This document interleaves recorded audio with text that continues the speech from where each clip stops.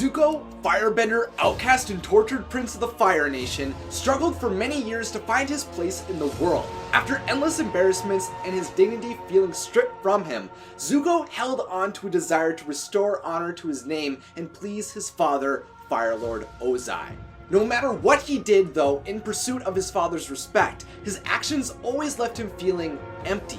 But luckily for the prince, he had strong supportive figures in his life. Of course, he had the tea-loving, wise, lovable Uncle Iroh, but earlier in his life he also had a kind, loving mother Ursa. Throughout the entirety of Avatar: The Last Airbender though, we never meet Zuko's mother, only witnessing who she was in flashbacks and dreams. We know she was around for Zuko's childhood, but who was she before she became a Fire Nation royal? Where did she go when she left Zuko? And did Zuko ever find her? Today we're going to go through it all. Hello, I'm Isaac from Watso Videos, where we discuss fun topics for fun people, and today, for the first time ever, we are plunging into the world of Avatar to unearth the truth behind Zuko's mother's full story. By the way, if you'd like to learn more about Zuko and his mother after the video, I have provided all the links to the shows, comics, and resources I used in the description. In the Avatar: The Last Airbender comic titled The Search, we learn Ursa was born as the daughter to Jinzuk and Rena, and the granddaughter to Avatar Roku and Ta Min. She grew up in the small Fire Nation village of Hira, with her father as magistrate to the village and her mother working as a master herbalist. From a young age, Ursa learned to manipulate herbs like her mother, acted in plays, and became very fond of a boy named Ikkum. Ikkum and Ursa were very flirtatious, teasing one another constantly, but at the age of 21, after Ursa received a major role in a local production, their relationship evolved to a new level when Ikkum proposed and they became engaged. Although this was an extremely happy moment, everything changed when the Fire Nation came to Ursa's home that very night. Yeah, they weren't attacking this time. It turns out Fire Lord Azulon was in search of a wife for his second-born, Prince Ozai. The Fire Lord was seeking a woman of beauty with a powerful lineage to extend the prosperity of the Fire Nation's royal bloodline. With Ursa as a descendant of an Avatar, Azulon was convinced the marital union between Ozai and Ursa would achieve this goal, and after pragmatically deducing there was no way to reject a Fire Lord, Ursa left her village and her love behind. Soon after the marriage proposal, Ozai and Ursa married within the Fire Nation capital, an event that by Ozai's instruction ended her connection to her parents and ended her independence, for he instructed she only focus on living her new life as princess of the Fire Nation. This is pretty much the only time becoming a princess is a bad thing, because of course, it included having Ozai's heirs to the throne. Soon after the marriage, Ursa gave birth to Prince Zuko, and 2 years later, she had Princess Azula. Ursa was brought to the Fire Nation capital and was bound to a man she didn't love against her will. And although Ozai's true darkness and power-hungry nature only became more apparent over time, with the love of her children empowering her, she began to accept her reality within the palace, if not for her sake, than for theirs. Ursa allowed herself to find enjoyment within the palace by feeding turtle ducks and bonding with her children, eventually learned to feel empowered by the Fire Nation and their victories, and after years of existing with her unempathetic, controlling, and confrontational husband, Ursa gained enough confidence to allow her motherly love to come through to defend her children from the wrath of Fire Nation nobles and their father. Although Ursa loved both her son and daughter, she related much more to Zuko, who existed as a confused, struggling, empathetic boy, while she felt distant from Azula, who was detached and manipulative like Ozai. Zuko was often put down by his father for thinking of others, questioning the ways of the world, and not living up to the status as heir to the throne, leading to many moments where Ursa longed to continue to support Zuko's good intentions and kind nature. Azula, on the other hand, was abusive, emotionless, and cruel to everyone around her, leading to most moments with her mother to be filled with condemning and disciplining her behavior. In an effort to distort her mother's message, instead of altering her actions, Azula convinced herself Ursa was jealous of her bending, was scared of her power, and only believed her mother thought of her as a monster, leading to Azula to resent her mother. While Ursa's children gave her the strength to continue living in the Fire Nation capital, she remained resilient and unwilling to give up her previous life. She frequently wrote letters to her loved ones in her village, believing her palace servant Alua was delivering them for her. But the servant was doing no such thing. Ozai has spies everywhere. Instead of delivering the mail, Alua opened, read, and hid the letters for Prince Ozai. Fearing this exact reality, Ursa cleverly and defiantly suggested in a letter Zuko was not Ozai's child.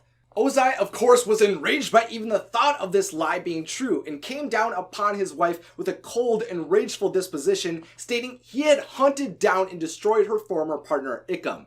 Devastated for her loss and sick of Ozai's horrible nature, Ursa divulges the reason she lied about Ikkum being Zuko's father was because deep down she didn't want Ozai to be his father. On that day, Ozai promised to always treat Zuko as if that was true. Though Ozai and Ursa's relationship had never been more toxic, it was the escalation of Ozai's cruelty towards Zuko that would soon lead to Ursa's undoing.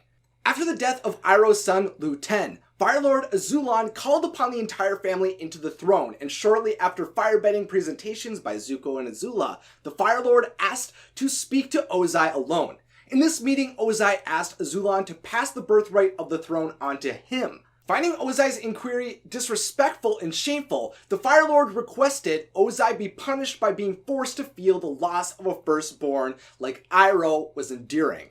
Azulon commanded Ozai to end Zuko's life. When Ursa discovered Ozai's intentions from an eavesdropping Azula, she rushes to her husband and demands he spare their son. When he remains adamant he will go through with his orders, Ursa offers him a deal to acquire the throne. In exchange for a vial of colorless and odorless poison capable of discreetly ending anyone's life, including the Fire Lord's, Ozai would be forced to spare Zuko's life. To no surprise, Ozai agrees, except he has one condition of his own. Ursa must leave the capital without her children. Ursa regrettably agrees to Ozai's demands. She gives the poison to Ozai, says goodbye to both of her children, specifically ensures her son to never forget who he is, and sets out to return home.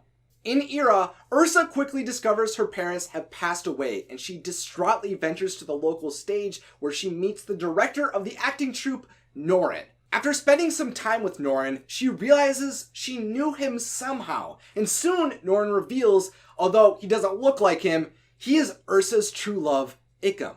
Norin explains he had encountered a spirit known as the Mother of Faces, who had altered his face to allow him to hide his identity from the ruthless Ozai, and Norin suggests she do the same. To escape the pain of her life as a princess of the Fire Nation, Norin and Ursa seek out the Mother of Faces. After meeting the spirit, Ursa accepts a plainer face in a clearing of the memories from those times. Ursa, now believing her identity to be the life of a woman named Noriko, married Norin and later had one child with him named Kii. Years later, after the 100-Year War and the rise of Zuko to Fire Lord, he came searching for his mother. Zuko and his friends meet Noriko and her family when they first come to the village, not initially realizing that was Zuko's mother. But once Zuko learned the truth, Norin supported him to tell his mother who he was.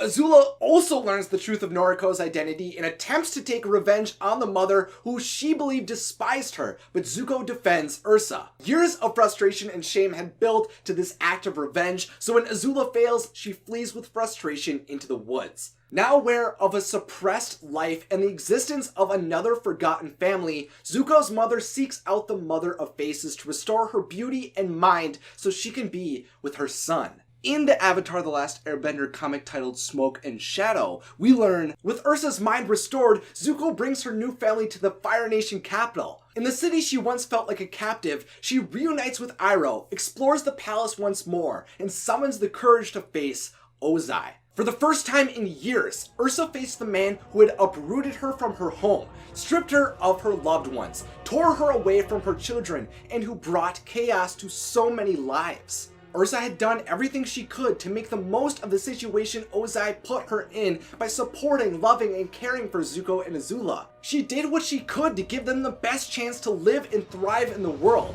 and when she no longer could be there with them, she attempted to survive with that burden by hiding away with a new life and family. The decision to forget her own children hung on Ursa, but through Zuko's forgiveness, she feels confident she can face the rest of her past. When she sees Ozai, he threatens her and berates her with hurtful and scary words, but she knows that he holds no power over her anymore. Because of her son assisting the Avatar, seeking her out, and empowering her, Ursa was finally free. Normally, I'm a channel that is focused on the inner workings of Disney films, but this year I have branched out a little bit into DreamWorks and now Nickelodeon. This school year, especially my friend Tegan has single-handedly reinvigorated and escalated my interest in the Avatar: The Last Airbender show, which is why I just had to make a video on the franchise. I'm obsessing over Avatar right now, but I would love to know what you're going crazy over now that it's time for the question of the day, sponsored by my patrons. To become a patron yourself, check out my Patreon page at patreon.com/WatsoVideos. What show or movie are you fanboying or girling over right now that you'd like me to discuss here on the channel? Let me know your thoughts in the comments section, along with any other ideas you have for future videos. If you enjoyed discussing Zuko's mother, then click that like button. And if you're interested in staying up to date with more awesome Avatar videos, because I actually have a ton of other ideas, then click that subscribe button and please follow me on Twitter, Instagram, and Facebook. If you'd like to see more Watso videos, then check out some awesome pics over here. And as always, thanks for watching and have a magical day.